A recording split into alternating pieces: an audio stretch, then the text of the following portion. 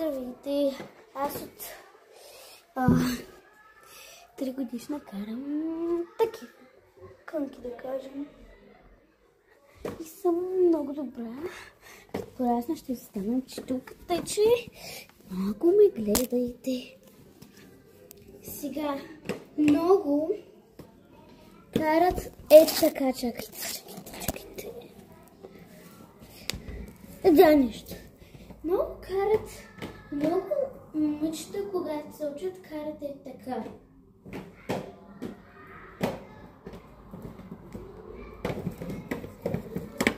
Някак си така. Така.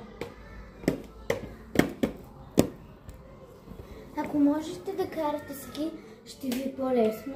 Просто се опитвайте да се изтласкате, ако имате стена наблизо. Нали аз?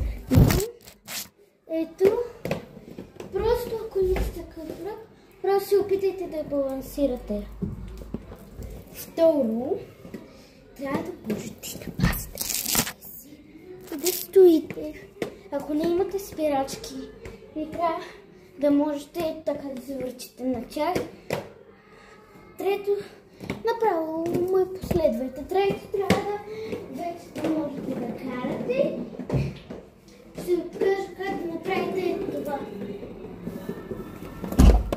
А сега, нали можете? Нали когато можете да карате, първо задръжте за малко единият ви край, като стигнете до другия край на стената.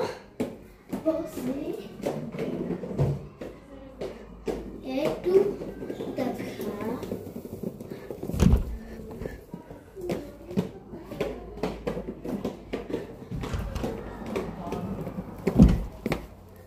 Продължаваме. После трябва да можете клетка, нали? Примерно и така. И нали вече го показах. После се опитайте да задържите за малко така. И накрая чакайте да покажа като финал.